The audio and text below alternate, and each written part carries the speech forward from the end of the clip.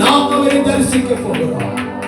அவர் இருக்கிறார், ஆவியாய் இருக்கிறார், மகிமையாய் இருக்கிறார், பரிசுத்தமாய் இருக்கிறார். அந்த தேவனை தரிசிக்க தேவன் நம்மை தகுதிப்படுத்தபடி கரங்களை தட்டி எல்லாரும் கரங்களை சொல்லுவோம். தேவனுடைய வார்த்தைகளை கொடுத்த நம்முடைய மகளை தொடர்ந்து ஆசீர்வதிக்கும்படியாக என் மகனை அந்த கருத்தை பயன்படுத்தும்படியாக அநேக ஆயிரங்கள் பேருடைய கருவியாக தேவன் பிரயோஜனப்படுத்தத்தக்கதாக கரங்களை தட்டி எல்லாரும் கரங்களை ஸ்தோத்திரிப்போம்.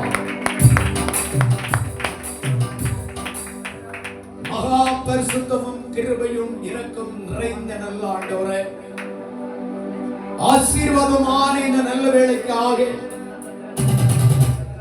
நன்றியுள்ள இதயத்தோடு நாங்கள் ஸ்தோத்திரிக்கிறோம். உம்முடைய பாதத்தில் நாங்கள் ஒரு முகமாய் கடந்து வந்து உம்மை ஆராதிக்கத்தக்கதான கிருபை நீர்களை தந்ததுக்காக ஸ்தோத்திரம். கூடி வந்த பிள்ளைகள் யாவரையும் கர்த்தர் விசேஷமாக ஆசீர்வதிப்பார். அருமையான சகோதரர்கள் சகோதரிகள் சிறு பிள்ளைகளாய் இந்த இடத்துல ஒரு சிலராய் கூடியிருக்கிறோம்.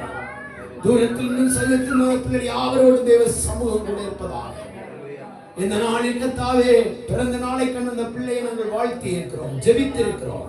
தொடர்ந்து பிள்ளை ஆசீர்வதியும்.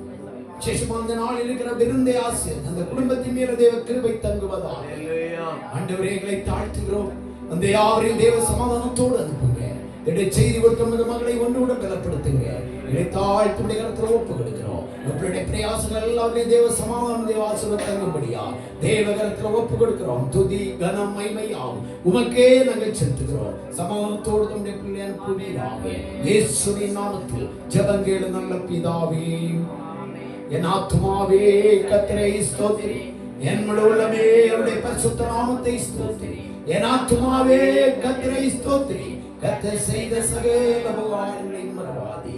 ஆமென். நம்முடைய கர்த்தராகிய இயேசு கிறிஸ்துவின் கிருபையும் பிதாவாகிய தேவனுடைய அன்பும் பரிசுத்த ஆவியானவருடைய அந்யோன்ய ஐக்கியமும் நம் அனைவரோடும் கிறிஸ்துவின் வருகை மட்டும் சதா காலங்களிலும் தங்கியிருப்பதாக. ஆமென்.